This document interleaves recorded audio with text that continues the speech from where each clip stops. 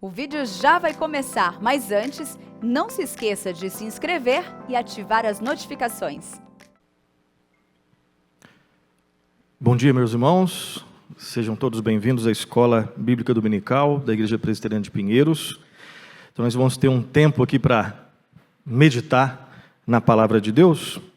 Já aprendemos um pouco mais no culto. O pastor Arival pregou a palavra, falando sobre a graça. De alguma forma, nós vamos dar continuidade um pouco ao que ele estava falando, né? E eu queria falar de uma doutrina muito difícil.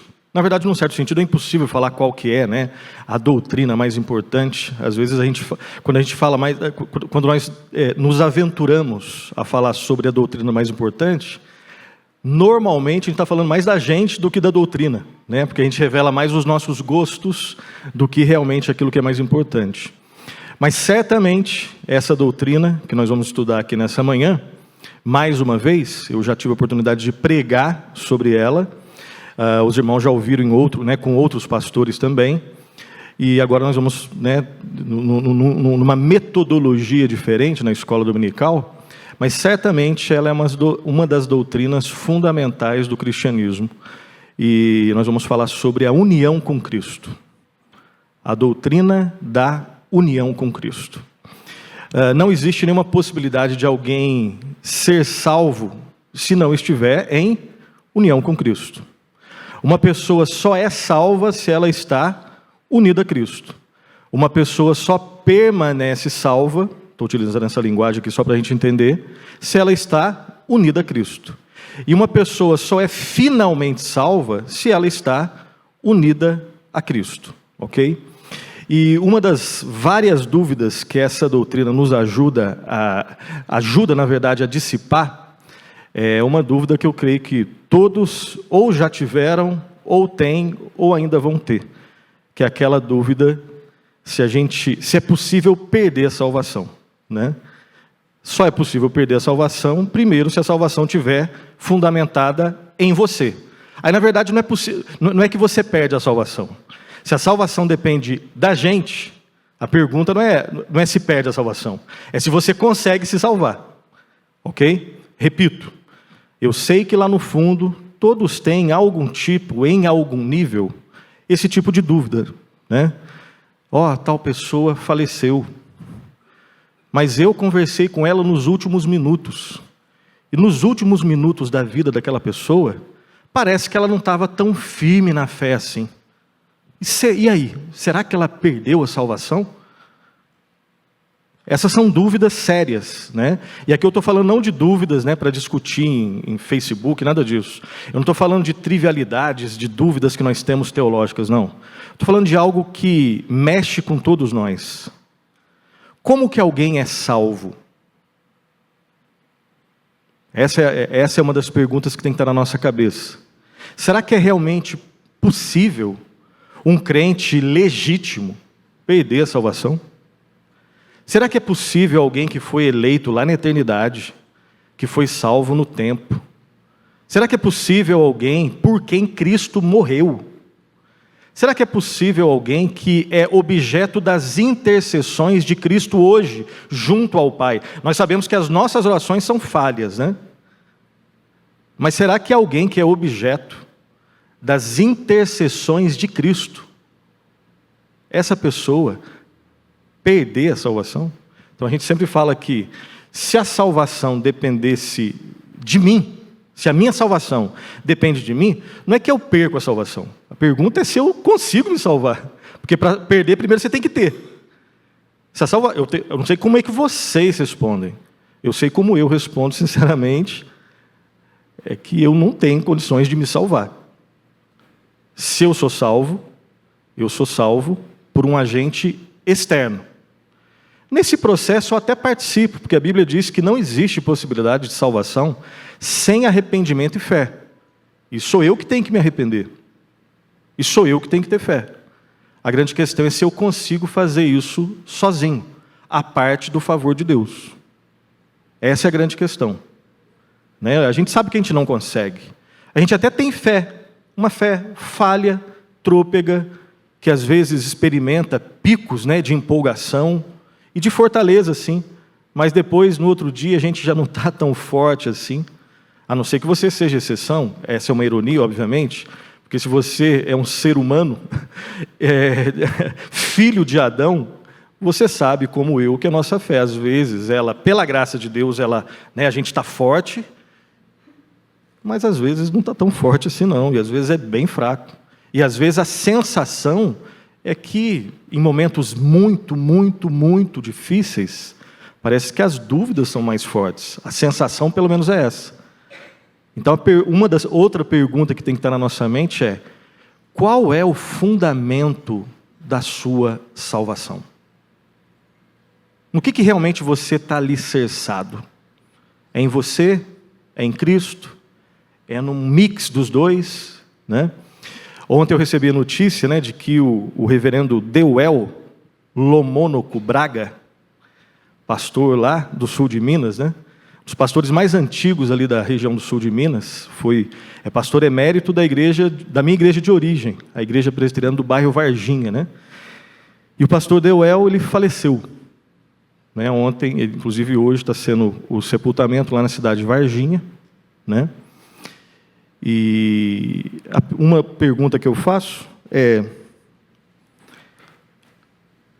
pastor Deuel, servo de Deus, ele é um homem salvo por quê? Porque ele era pastor? Ser pastor salva alguém? Não. Porque ele deu muitos estudos bíblicos, e ele dava ele era sofisticado, ele falava muito bem, era professor de língua portuguesa, manjava muito de grego, entendia também de hebraico, mas grego ele citava as palavras, né? Eu lembro ele dando aula de escola dominical, assim como eu estou fazendo, então ele citava a palavra e falava das nuances que a palavra tinha, enfim, e explicava o texto para a gente assim detalhadamente. Ele foi salvo porque ele entendia de grego? Certamente não. Pastor Deuel, hoje ele está com o Senhor Jesus Cristo, na verdade desde ontem, porque pela graça ele foi salvo e ele tinha uma esperança na sua vida, que é o Redentor Jesus Cristo. E hoje ele conhece de uma maneira mais profunda e viva do que ele conhecia do lado de cá da eternidade, o Senhor que ele pregava todos os domingos. É sobre isso que eu quero destrinchar um pouquinho mais com vocês nessa aula. Falar sobre a união com Cristo. Primeiro, uma frase de um teólogo, o Lewis Smith, ele diz o seguinte: a união com Cristo, ele vai destacar duas características da união com Cristo. A união com Cristo, ela é o centro e a circunferência da vida cristã. Ela é o centro e a circunferência da existência cristã. Olha só, não é só uma frase que eu quero citar para vocês. Vamos tentar entender o que ele está querendo dizer aqui. O fato de que o cristão está unido ao Senhor Jesus Cristo é o elemento não periférico, mas central da vida cristã. Não existe nada mais central na vida do cristão do que a pessoa de Jesus Cristo. Só que ele diz que a união com Cristo ela é o centro da nossa vida, e ao mesmo tempo a circunferência, ou seja, não existe vida além de Cristo. Além de Cristo o que existe é condenação, morte e tudo o que é contrário à vida. Então olha só, não é só uma frase, é uma frase onde ele consegue captar duas verdades bíblicas e que encontram ressonância na nossa vida. A união com Cristo ela é centro da nossa vida, e ao mesmo tempo, ela delimita até onde vai a vida. Só existe vida na pessoa de Cristo. Fora de Cristo, não existe vida. Perceba que é algo óbvio, mas às vezes nós nos esquecemos daquilo que é óbvio. Às vezes é possível que eu comece a alicerçar minha salvação em algo ou alguém que não seja Jesus Cristo. Isso que ele disse é óbvio. Mas é um óbvio que às vezes nós podemos, infelizmente, esquecer. Tá? Então, o primeiro ponto, depois dessa frase, eu quero ler aqui rápido com vocês 3 versículos que falam da riqueza. Esse é o primeiro ponto. Nosso tópico é a união com Cristo. Primeiro eu quero mostrar de maneira bem rápida, só em 3 textos, existem muitos outros, a riqueza com a qual a Bíblia apresenta esse tema da união com Cristo. Então, o primeiro texto que eu quero ler com vocês é segunda carta de Paulo aos Coríntios, capítulo 5, versículo 17. Segunda carta de Paulo aos Coríntios, capítulo 5, versículo 17. E perceba que nesse texto, nós vamos aprender que os crentes estão unidos em Cristo. 2 Coríntios 5, 17, lá está escrito assim: e assim, se alguém está em Cristo, é nova criatura, as coisas antigas já passaram, e eis que se fizeram novas. Não vai dar tempo da gente explicar os textos, nós vamos ler assim vários textos, mas aqui eu quero destacar uma verdade. Uma verdade. Segundo esse texto, quem está unido a quem? Olha só, se alguém está em Cristo, então nós estamos unidos a Cristo. Isso é o que eu quero que vocês guardem desse texto. Só isso. Segundo esse texto, que fala da união com Cristo, o crente está unido a Cristo. Agora, preste atenção num outro texto aqui, que é Gálatas, algumas páginas à frente, Gálatas capítulo 2, versículo 20. Gálatas 2, 20, texto bastante conhecido.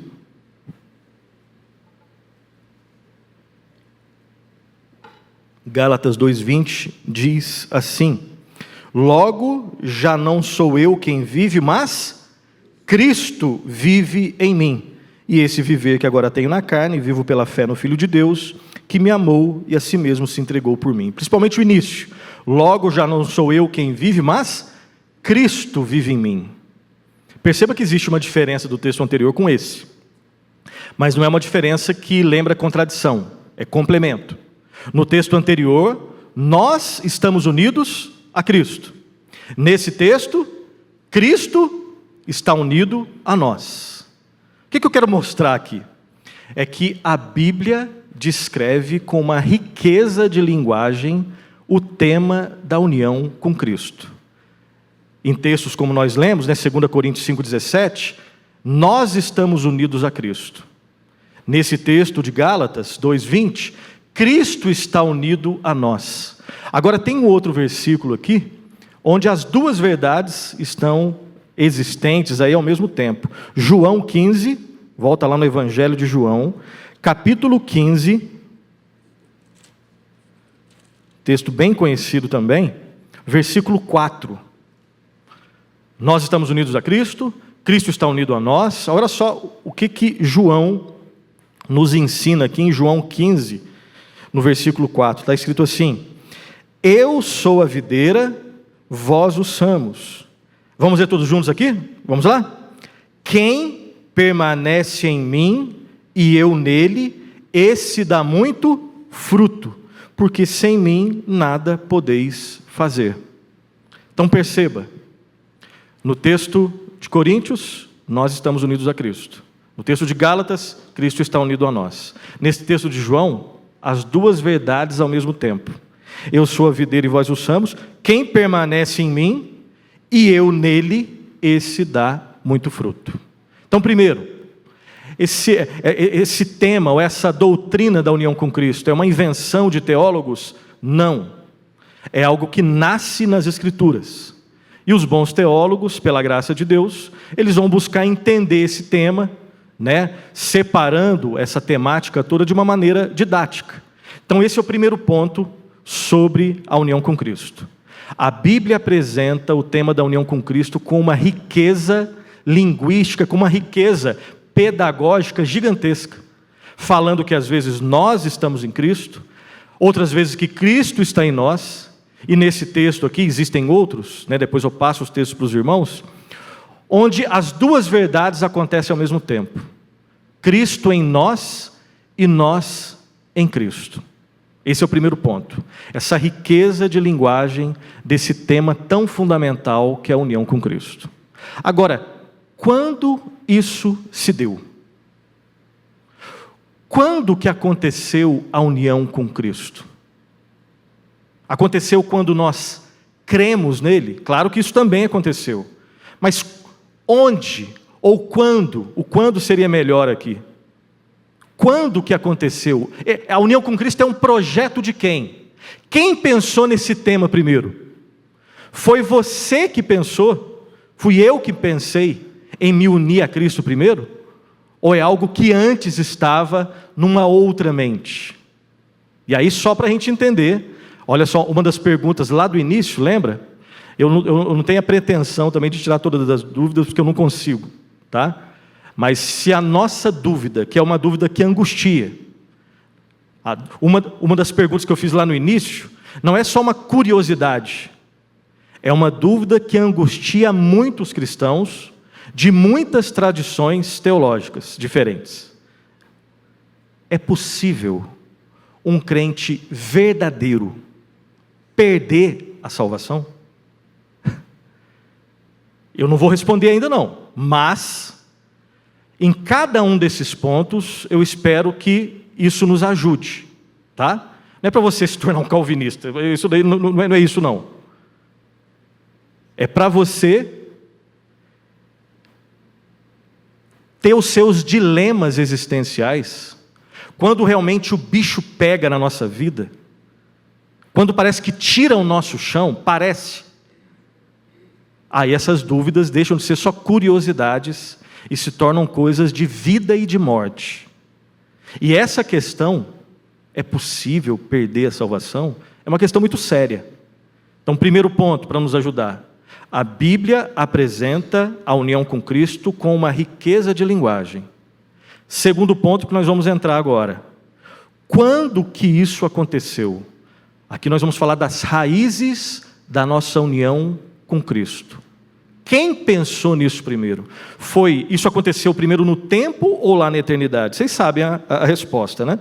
Efésios capítulo 1, vamos dar uma olhada. Nós vamos ler só basicamente um texto para cada um dos tópicos, por uma questão de tempo, tá? Efésios capítulo 1, versículos 3 e 4. Efésios 1, 3 e 4. O 5 também, tá?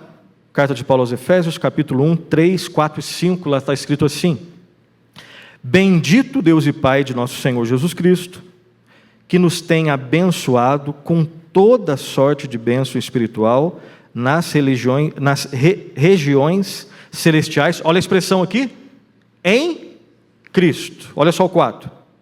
Assim como nos escolheu nele. Nele quem? Em Cristo, tá? Antes, quando? Vamos ver todos juntos isso daqui? Antes da fundação do mundo. Para quê? Qual que é o propósito?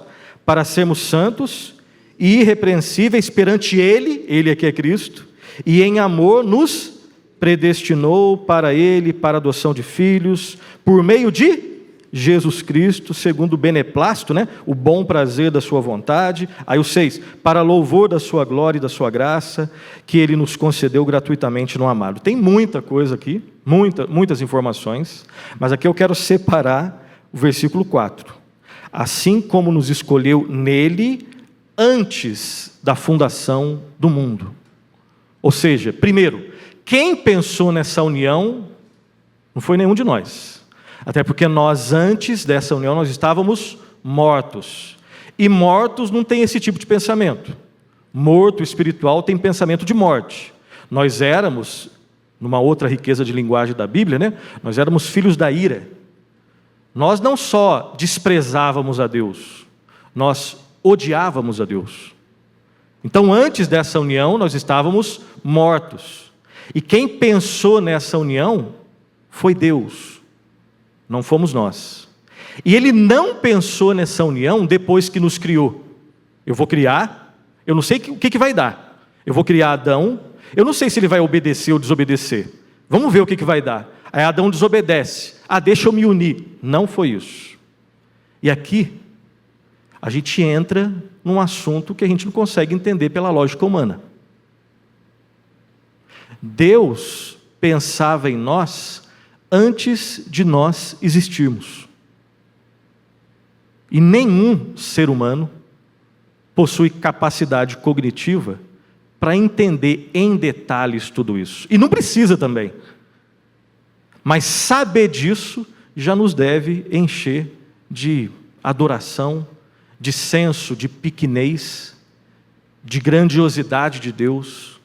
Quem não crê vai desprezar. Agora quem crê vai falar, mesmo que eu não entenda, eu não preciso entender, eu creio no que a Bíblia está falando, e eu existo diante de um Deus que é maior, obviamente, do que eu, por isso Ele é Deus.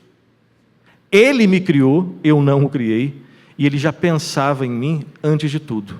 E mais do que isso, Ele nos escolheu, e aí tem uma outra coisa que a gente não entende, nos unir com Cristo antes da fundação do mundo.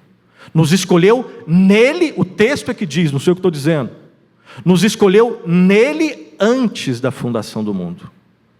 Então segura essa verdade. A união com Cristo é uma realidade que tem o seu início, digamos assim. Olha só como é que a linguagem humana ela é limitada. Eu estou falando de início na eternidade. Eternidade não tem começo, nem meio, nem fim. Se você é uma pessoa muito racionalista, perceba, o racionalista...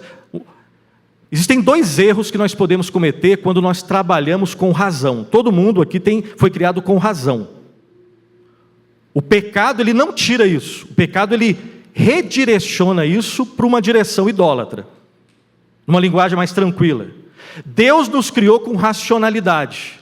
E nós devemos glorificar a Deus com a nossa racionalidade.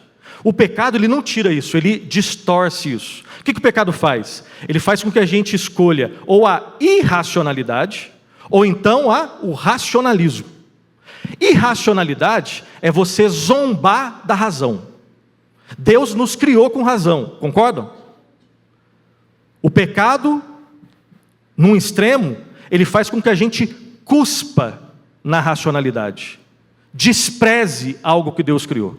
Eu não quero entender nada. Tem um outro extremo. Um pecado que nós podemos fazer usando a razão é zombarmos da razão, zombando de Deus, e sermos irracionais. Tem um outro extremo. Talvez esse seja o extremo que talvez nós corramos mais. É quando, ao invés de zombar da racionalidade, eu trato a racionalidade como se fosse um próprio Deus. O racionalista é aquele que diz assim, eu só vou crer se eu entender. Se não passar pelo crivo do meu Deus razão, eu não vou crer. E o problema do racionalista é que se ele realmente continuar tratando a sua razão como se fosse um Deus, se achando o cara mais inteligente do mundo, e ele não é, um dos primeiros sinais da verdadeira inteligência é saber que você não é inteligente. Tão inteligente assim. Sabedoria sempre tem cheiro de humildade. Esse é o grande teste da verdadeira sabedoria. Esse é o grande teste da verdadeira sabedoria, humildade. Então duvide da sua razão, não despreze, mas duvide da sua razão. Coloquemos o uso da nossa racionalidade aos pés da cruz para glorificar a Deus. E pessoas, talvez eu, talvez você, que tem às vezes uma tendência de sermos mais racionalistas, elas ficam malucas diante disso daqui. Quer dizer que Deus nos escolheu em Cristo, antes da gente existir, antes da fundação do mundo, exatamente isso. Exatamente isso. Mas não dá para esmiuçar e explicar tudo. Se a Bíblia explicasse, a gente explicaria. Ela não explica em detalhes. Ela pede a nossa fé.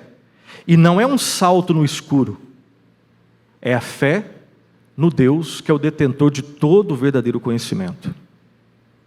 Mas terminando esse primeiro ponto então, deixa eu dar uma olhada no tempo. Terminando o nosso primeiro ponto, o segundo ponto, o primeiro a riqueza da descrição. Cristo em nós, nós em Cristo. Segundo ponto, quando que iniciou a nossa união com Cristo? Lá na eternidade. Agora, terceiro ponto. A união com Cristo, que iniciou lá na eternidade, ela se concretizou no tempo. E aí agora nós vamos falar da base. Falamos das raízes da união com Cristo, lá na eternidade. E lembre-se que algo que é feito na eternidade nunca vai ser perecível no tempo. E aí já responde um pouquinho a pergunta lá do início. Você acha que o Deus eterno, que te uniu a Cristo lá na eternidade, você acha que existe um poder maior no mundo do que o poder de Deus de salvar você? Enfim, terceiro ponto. Aquilo que foi criado lá na eternidade, a união com Cristo, teve que se concretizar no tempo, na história. Ou seja, quando Deus decide salvar o ser humano, Ele não podia salvar de qualquer jeito. Talvez você já tenha perguntado, mas será que era necessário mesmo enviar o Filho justo para ir até a cruz, para morrer? Não dava para só perdoar? Essas são perguntas que às vezes surgem na cabeça nossa, né? Não dava só para perdoar? A gente só faz esse tipo de pergunta quando a gente não entende o que é pecado e não entende quem é Deus. A gente acha que Deus é como nós, né? Existe um pecado, a gente finge que não existe, empurra para baixo do tapete, está perdoado, segue a vida. É loucura. Isso não existe, do ponto de vista de Deus. Deus não pode fingir que não existe pecado. Isso seria pecado. E um Deus que peca é uma blasfêmia. Deus não pode empurrar pecados para baixo do tapete, porque senão isso é pecado. E um Deus que peca é uma loucura. Então, quando Deus, em linhas gerais, decide salvar o ser humano, deve existir um sacrifício perfeito para que isso seja resolvido. O salário do pecado é a morte. Alguém tem que morrer. Serve eu? Não. Serve você? Não. Deus olha, lá, apóstolo Paulo, Romanos, Deus olha e todos pecaram, todos estão destituídos da glória de Deus. Então é o próprio Deus que envia o seu Filho. E aí o Redentor tem que ter pelo menos essas duas características. Para ser um Redentor perfeito, você não serve, eu não sirvo. Nós não prestamos para isso. Nós somos a causa do Filho ter vindo ao mundo para nos salvar. Melhor, a causa, na verdade, deixa eu corrigir minha fala, é a graça de Deus. Mas pelo estrago que nós fizemos. E para ser Redentor tem que ter pelo menos essas duas características. Tem que ser homem, ser humano, para representar os seres humanos, mas não pode ser qualquer ser humano. Tem que ser um ser humano perfeito, sem pecado. Não existe, a não ser que o próprio Deus se torne carne, se torne humano. Aí existe. Aí nós temos um Redentor perfeito. 100% humano, para representar os humanos, 100% Deus, para suportar a ira do Deus Todo-Poderoso. E aí vem Cristo e nos salva. E nos salva, essa é a base da nossa união com Cristo. Num evento histórico, Ele vem ao mundo, nasce de uma virgem, vive durante 33 anos, os seus últimos 3 anos nós chamamos de um ministério público do Senhor Jesus Cristo, e Ele teve que ir até a cruz para morrer no nosso lugar. Esse é o nosso Redentor. Então, a base da nossa união com Cristo foi algo que aconteceu no tempo e no espaço. Eu quero ler somente um versículo, Mateus, capítulo 1, versículo 21. Evangelho de Mateus, capítulo 1, versículo 21. Texto que nós lemos bastante em dezembro, né? Fazendo alusão à festividade natalina. Mateus 1, 21 está escrito assim: ela dará à luz um filho e lhe porás o nome de Jesus. Por quê?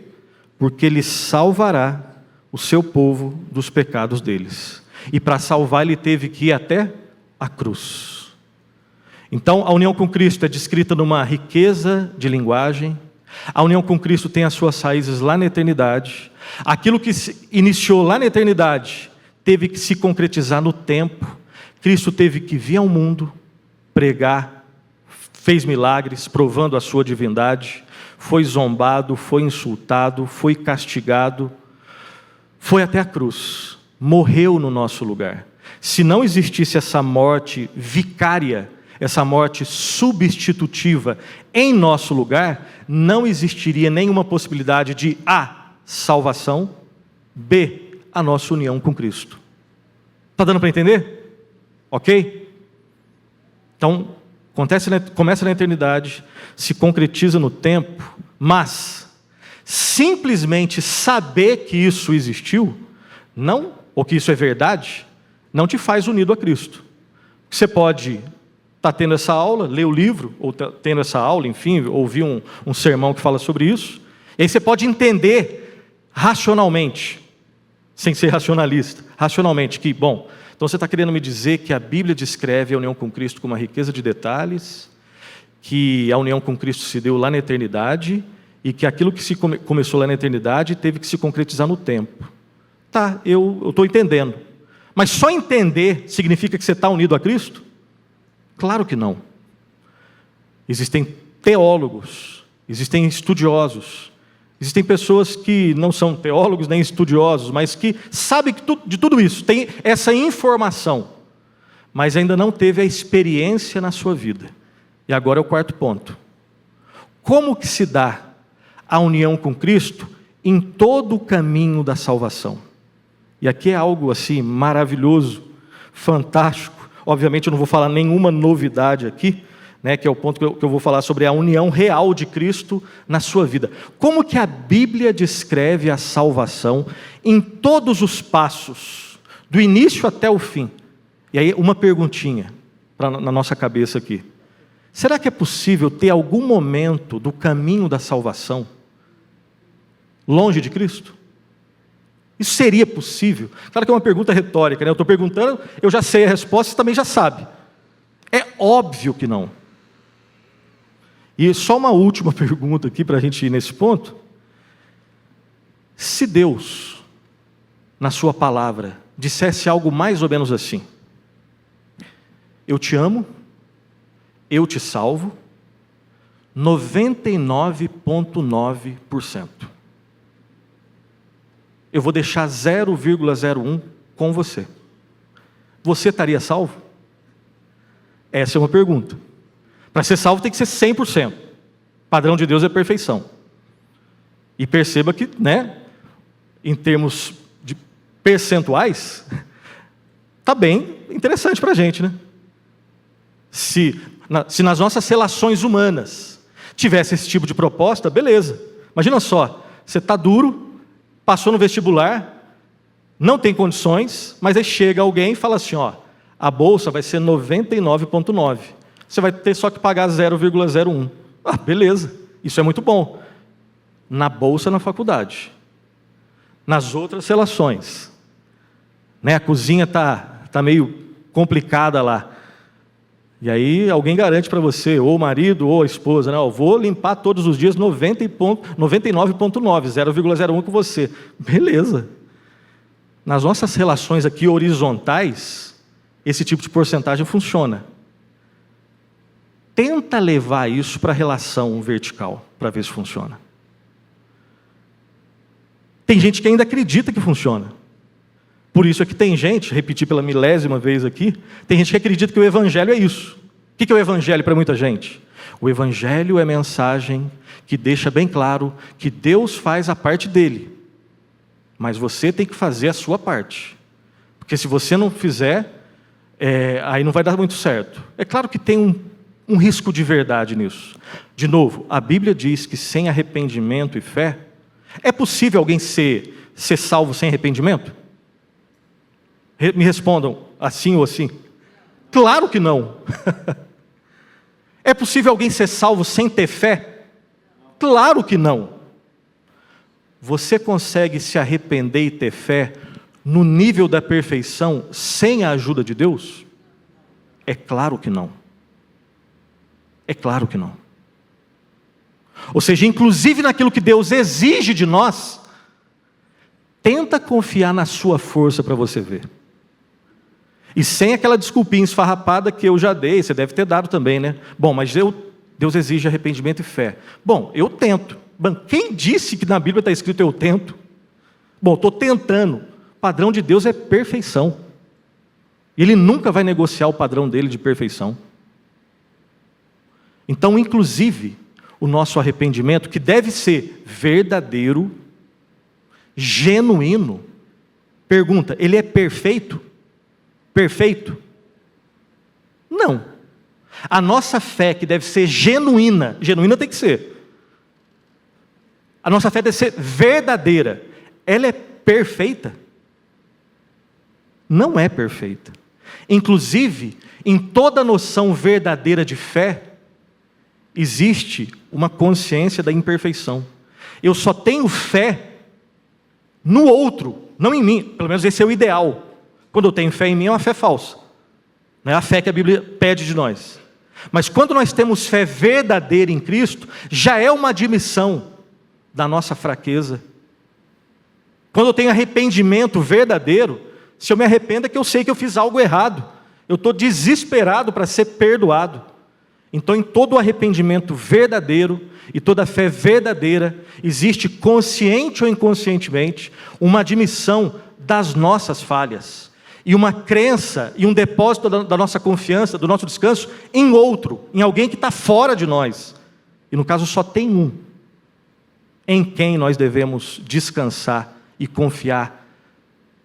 Ele é perfeito, nós somos imperfeitos, mas devemos confiar de forma verdadeira, que é o Senhor Jesus Cristo. Mas, falei demais, vamos lá para os passos da salvação. Primeiro lugar, começa lá na eternidade. Agora nós vamos tentar entender como isso se dá na nossa experiência. Primeira coisa que acontece não é fé. Eu sei que existem tradições que dizem que primeiro que existe fé, depois a regeneração. Nós não cremos assim. E você tem a liberdade para discordar. E a gente vai aprendendo junto. Mas o que a Bíblia ensina é que, olha só, se nós depois de Gênesis 3,15 estávamos não doentes, se fosse só uma doença, você dava um remédio, não precisava Cristo ter ido na cruz. A Bíblia não descreve a situação do homem depois de Gênesis 3,15 como sendo de doença, não, é morte espiritual. Biologicamente vivos, mas espiritualmente mortos. E o que deve acontecer num morto para que ele comece a viver? Eu já estou perguntando e a resposta já está na pergunta. Ele deve renascer, ele deve ser regenerado. A Bíblia tem vários nomes, os mais famosos são regeneração e novo nascimento. Então, se ele está morto espiritualmente, ele deve agora nascer de novo. Pergunta, o morto consegue relar nele mesmo, algum botãozinho que tenha, e nascer? Se isso fosse possível, ele não estava morto. O novo nascimento vem de fora. A regeneração vem de fora. Então, a primeira coisa que acontece é Deus dar uma nova... Se alguém me perguntasse, o que é regeneração? A definição não é minha, tá? É a definição consagrada aí nos livros de teologia sistemática, baseados na Escritura. A definição mais simples que tem de regeneração é a implantação de vida onde antes existia morte. Simples. Bíblico e simples. Regeneração é a implantação de vida onde antes existia morte, onde antes não tinha vida. Então a primeira coisa que acontece é a regeneração. E nós somos regenerados em Cristo. O texto que nós lemos, eu vou só ler aqui rápido aqui, tá? Efésios 2, 4, 5, nós já lemos. Mas Deus, sendo rico em misericórdia, por causa do grande amor com que nos amou, e estando nós mortos em nossos delitos, o que Ele fez? Nos deu vida juntamente com Cristo. Olha só, está claro no texto. Estando nós mortos em nossos delitos, o que Ele fez? Nos deu vida juntamente com Cristo. E aí tem uma outra expressão ali que fecha. Pela graça sois salvos. Aí mais claro do que isso fica difícil. Primeiro passo, na nossa experiência. Começou lá na eternidade, se concretizou no tempo. Agora como que isso vem na minha experiência? Primeira experiência que o cristão tem, regeneração. Deus implanta a vida, é um processo miraculoso. E detalhe, primeiro, regeneração é pontual, não é processual. Santificação é um processo, que vai durar a vida toda. E começa na regeneração. Agora, a regeneração é pontual. E se a sua pergunta, eu participo da regeneração, você já sabe a resposta. Você estava morto, como é que você vai participar?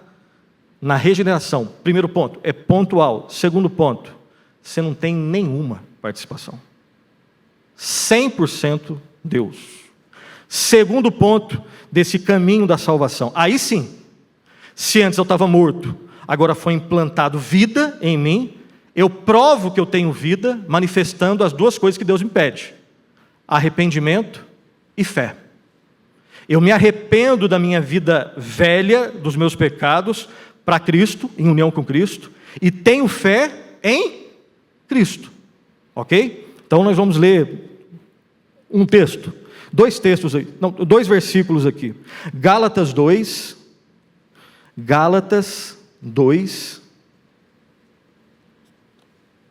19 e 20. Gálatas 2, 19 e 20. É isso mesmo? Eu acho que eu errei. Eu estou em Efésios, desculpa. Isso mesmo, Gálatas 2, 19 e 20. Vamos ler todos juntos? Vamos lá? 1, 2, 3 e... Porque eu, mediante a própria lei, morri para a lei, a fim de viver para Deus. Estou crucificado com Cristo. Logo, já não sou eu quem vive, mas Cristo vive em mim, e esse viver que agora tenho na carne, vivo pela fé no Filho de Deus, que me amou e a si mesmo se entregou por mim. Então, tanto arrependimento, regeneração ocorre em Cristo. Arrependimento é um não para nós e um sim para Cristo. A fé, eu creio em Cristo, obviamente. Um próximo ponto aqui, um termo, essa também é uma doutrina fundamental. A doutrina que colocou as chamas ali na Reforma Protestante. É a doutrina da salvação pela graça mediante a fé em Cristo Jesus. E que nos leva à doutrina da justificação pela graça mediante a fé em Cristo. Nós somos justificados em Cristo. Regenerados em Cristo, arrependidos para Cristo, temos fé em Cristo, somos justificados em união com Cristo. Um texto que fala sobre isso, Filipenses, por favor. Filipenses capítulo 3. Filipenses capítulo 3, o 8 e o 9. Lá está escrito assim: sim, deveras considero tudo como perda por causa da sublimidade do conhecimento de Cristo Jesus, meu Senhor, por amor do qual perdi todas as coisas e as considero como refúgio para ganhar a Cristo e ser achado nele, não tendo justiça própria que procede de lei, senão a que é mediante a fé em Cristo, a justiça que procede de Deus baseada na fé. A justificação, como nós sabemos, é um termo lá do mundo jurídico. É quando o justo juiz, e o justo juiz, diferente dos juízes humanos, ele nunca vai chamar o culpado de inocente, nem o inocente de culpado.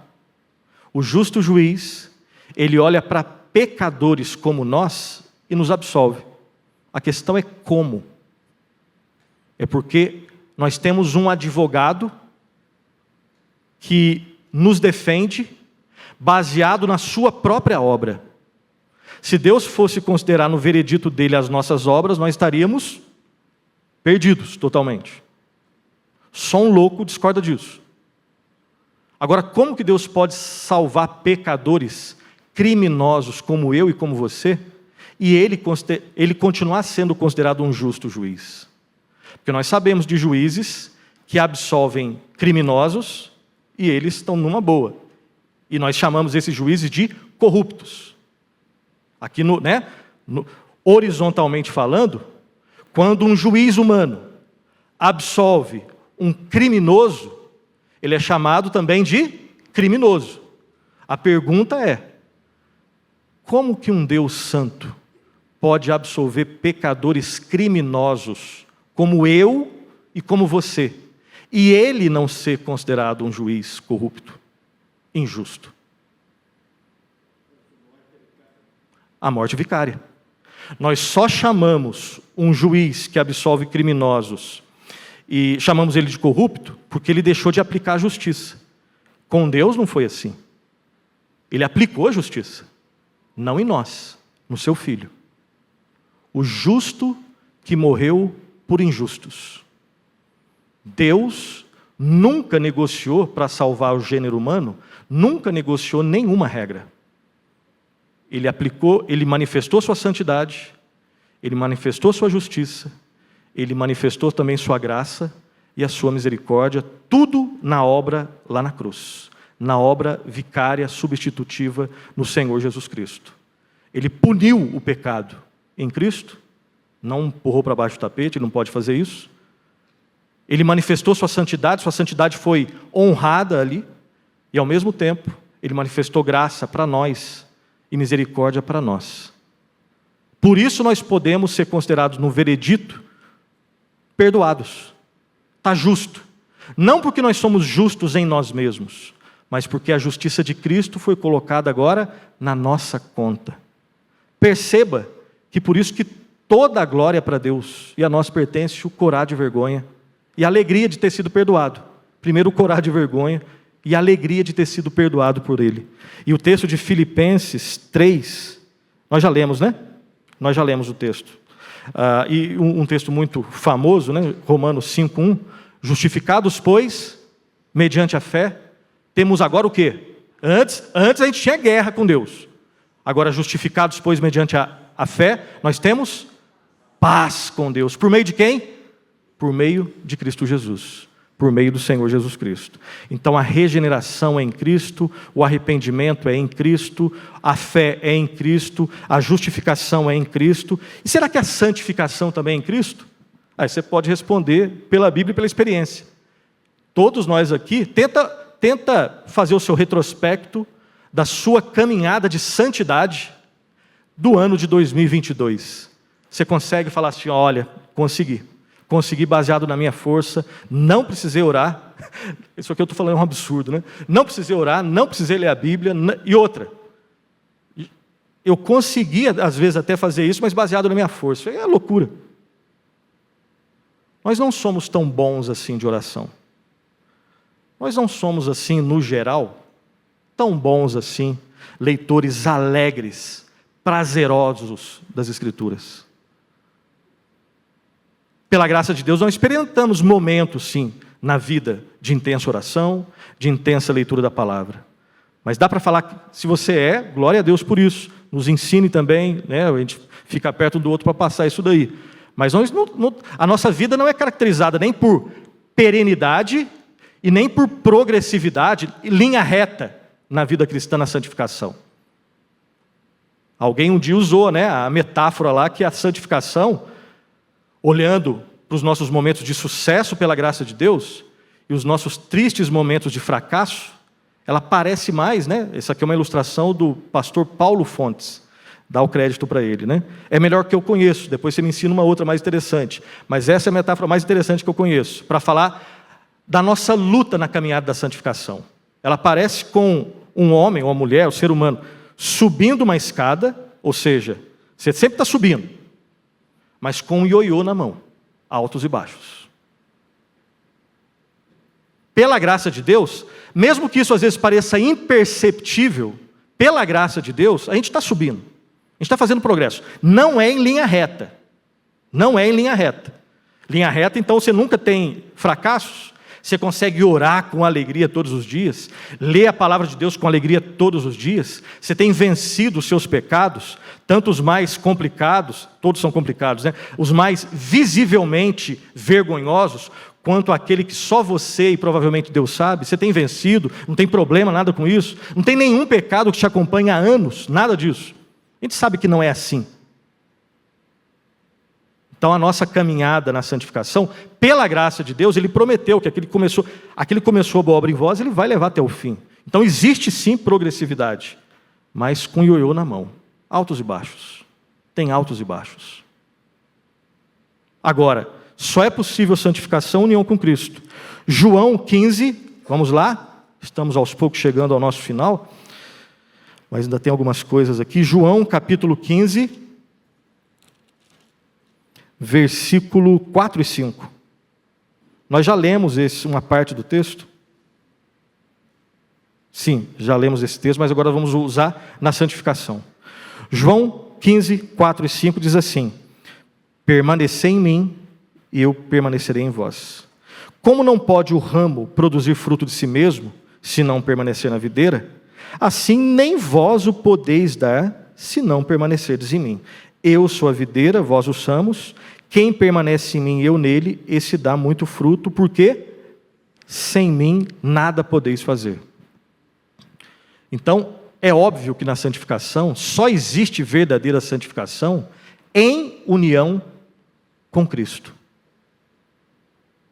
E eu já disse isso em outro momento, né? Peço perdão por repetir, mas no finalzinho ali do 5, quando diz, porque sem mim nada podeis fazer, o que Cristo estava querendo dizer com essas palavras aqui?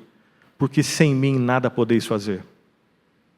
Aí um teólogo teve uma resposta brilhante. Sabe o que Cristo estava dizendo quando ele disse, porque sem mim nada podeis fazer? Ele estava querendo dizer exatamente isso. É exatamente isso. É que você não pode nada sem Cristo. Você consegue pecar. Você não precisa de Cristo para pecar. Aqui ele está falando de acertar, de ter pensamentos mais santos, de ter atitudes mais santas, de amar a Deus sobre todas as coisas, o propósito da nossa vida, amar o próximo como a si mesmo, de perdoar quem não merece. Essa é a forma que Deus nos perdoa. Você não consegue fazer nada disso. Quando Cristo disse, sem mim nada podeis fazer, é que a gente não consegue fazer nada de bom sem o Senhor Jesus Cristo. Conseguiu fazer algo de bom? É graças a Deus. Não reconheceu? Já está pecando. Ingratidão. Se é de Deus, você vai em algum momento se arrepender e voltar, claro. Mas perceba como uma coisa é mais sutil. Então nós somos santificados em união com Cristo. A Bíblia fala também da perseverança. A santificação, ela, diferente da justificação, lembra da justificação?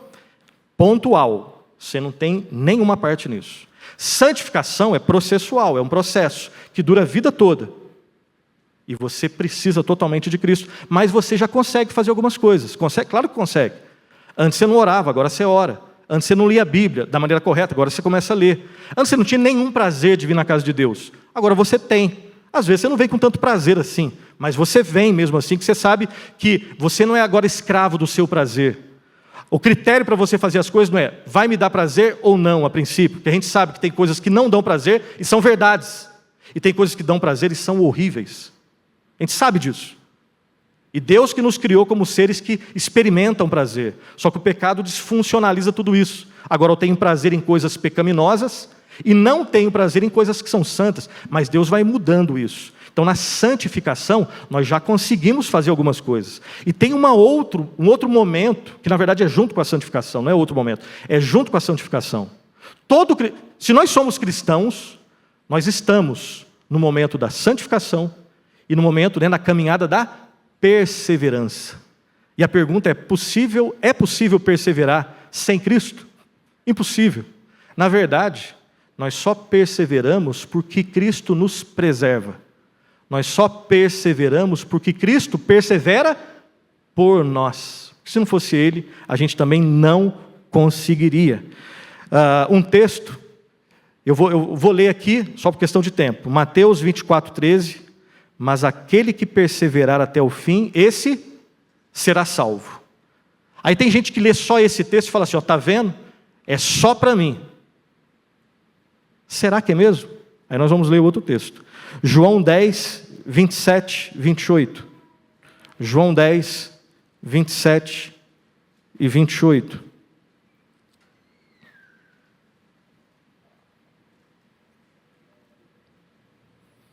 Perceba como a Bíblia, ela trabalha todos os temas com riqueza. Ela fala da responsabilidade nossa, da soberania divina. Quando a gente olha para Mateus 24:13, mas aquele que perseverar até o fim será salvo. É um texto que nos desafia e fala assim, nós devemos perseverar. Perseverem. É um chamado à nossa responsabilidade. Aí você fala assim, está vendo? É só eu. Não, olha para o texto todo. Olha para a Bíblia toda. João 10, 27 e 28 diz assim: as minhas ovelhas ouvem a minha voz, eu as conheço e elas me seguem. Olha só o próximo. Eu lhes dou a vida eterna. Jamais perecerão e ninguém as arrebatará da minha mão. Quando um crente ouve isso daí, sabe que ele tem segurança em Cristo. Esse é um texto que enaltece mais a soberania de Deus. Ele que nos preserva e persevera por nós. E aí sim nós perseveramos. As duas verdades ao mesmo tempo. A Bíblia também diz que nós não só somos regenerados com Cristo, temos fé em Cristo, nos arrependemos para Cristo, somos santificados em Cristo, perseveramos em Cristo. A Bíblia também diz que nós morreremos em união com Cristo. Romanos 14, 8 diz assim, você conhece esse texto? Porque se vivemos, para o Senhor vivemos. Se morremos, para o Senhor morremos. Quer, pois, vivamos ou morramos, somos do Senhor. Perceba como a união com Cristo, ela, de novo, eu disse lá no início, ela está conosco. É uma verdade que está presente em todos os momentos do caminho da salvação. Terminou aqui na morte? Não terminou na morte. Ué, não terminou? Não terminou na morte, não. A Bíblia diz que nós seremos ressuscitados com Cristo. Eu vou ler aqui só por uma questão de tempo. 1 Coríntios 15, 22. Porque assim como em Adão todos morrem, assim também todos serão vivificados em Cristo. Nós morremos em união com Cristo.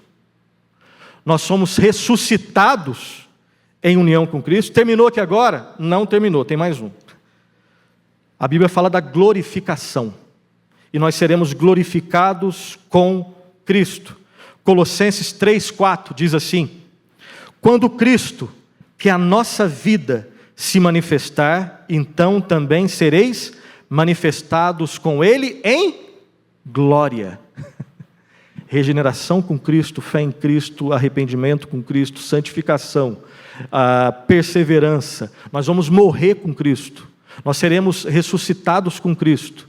Nós ascenderemos ao céu com Cristo. E nós seremos glorificados com Cristo. Aí termina. Aí é a glória. Perceba, começa na eternidade passada e vai até a eternidade futura. Não existe nenhuma possibilidade de vida cristã sem Cristo. Claro, se é vida cristã, com Cristo. Só que perceba que é algo óbvio, mas no dia a dia, nas nossas atitudes, parece que não é tão óbvio assim. Porque às vezes eu sou tendente a acreditar no meu desempenho. Eu quero terminar essa nossa aula sobre união com Cristo, primeiro lembrando de uma frase do James Stewart, que é um outro teólogo, que escreveu um livro chamado Um Homem em Cristo. Ele diz o seguinte: o cristianismo não é um sistema especulativo, mas uma qualidade de vida, a vida em Cristo.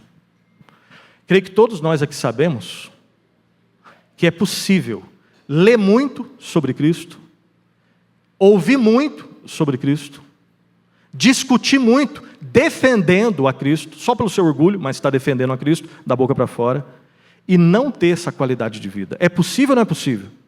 Infelizmente é possível.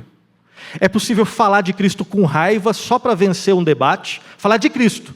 Está defendendo a fé cristã, né, falando das provas históricas, né, da fidedignidade dos manuscritos. Você defende tudo. Mas quando termina a discussão, eu e você, nós voltamos para a nossa mediocridade de vida cristã. Eu sei disso. Ninguém precisa me falar. É possível falar de Cristo, defendendo a Cristo, e viver uma vida medíocre em termos do que está falando aqui. E aí vem ele para nos desafiar e nos dar esperança. O cristianismo, ele não é um sistema especulativo, embora... Aí você fala assim, ó, bom, aí de repente tem um irmão ou uma irmã que gosta mais de racionalidade, né? Eu não gosto de pensar, não gosto nem de ler a Bíblia, eu gosto só de, né, levantar as mãos e me arrepiar. Cuidado, Porque esse livro aqui é para ser lido. E se tem um livro aqui que vai te fazer viajar nas águas mais profundas da intelectualidade, não tem nenhum livro que seja mais do que esse daqui, que vai expandir mais a sua intelectualidade do que esse livro. Mas, voltando para a frase, o cristianismo não é um sistema especulativo. Meramente, não é mesmo. É uma qualidade de vida, vida que só existe, só é encontrada no Senhor Jesus Cristo. E repito, uma outra frase que já disse outras vezes, né? Que a vida cristã, para terminar aqui, essa frase e uma pergunta, a vida cristã, ela pode ser resumida em, primeiro, todo resumo, ele não é perfeito, tá? Então não cobrem perfeição de resumo, obviamente. O cristianismo, a vida cristã, ela pode ser resumida em conhecer a Cristo, permanecer em conhecer a Cristo e permanecer em Cristo para sempre. Se a gente consegue experimentar isso, aí não tem nada que chega perto daquilo que é mais maravilhoso. Imagina só, conhecer a Cristo. Continuar progressivamente conhecendo a Cristo. E permanecer em Cristo para sempre. Para sempre, para sempre. E aí eu lembro, pela 10ª vez, já preguei isso em sermões, em aulas, e vou repetir mais uma vez, a famosa primeira pergunta do catecismo. Alguns irmãos devem estar enjoados. A famosa primeira pergunta do catecismo de Heidelberg. Primeira pergunta do catecismo de Heidelberg, e se você não conhece, conheça. Está escrito assim: qual é o seu único fundamento na vida e na morte? Essa é a pergunta. Qual é o seu único fundamento na vida e na morte? E eles responderam assim: o meu único fundamento é meu fiel Salvador Jesus Cristo. A Ele pertenço em corpo e alma na vida e na morte, e não pertenço a mim mesmo. Com seu precioso sangue Ele pagou por todos os meus pecados e me libertou do domínio do pecado. Agora Ele me protege de tal maneira que, sem a vontade do meu Pai do céu, não perderei nem um fio de cabelo. Além disso, tudo coopera para o meu bem. Por isso, pelo Espírito Santo, Ele também me garante a vida eterna e me torna disposto a viver para Ele, daqui em diante, de todo o coração. Esse é o único fundamento do cristão na vida e na morte: pertencer ao Senhor Jesus Cristo. Que nós possamos desenvolver esse tema na nossa vida nesse ano de 2023. Vamos orar. Pai Celestial, agradecemos a Ti, ó Pai, pela Tua palavra que é perfeita, que nos desafia, que nos confronta, que restaura a nossa alma. E Te agradecemos, ó Pai, pela Tua palavra que nos ensina que pela Tua graça nós somos salvos e unidos ao Teu Filho amado, Teu bem mais precioso, Senhor Jesus Cristo. Livra-nos, ó Pai, de confiarmos em nosso desempenho. Livra-nos de sermos relaxados com a vida espiritual. Ajuda-nos a amarmos o Senhor sobre todas as coisas e a descansarmos sobre o nosso fundamento na vida e na morte somente em Ti, na pessoa do Teu Filho amado, Senhor Jesus Cristo.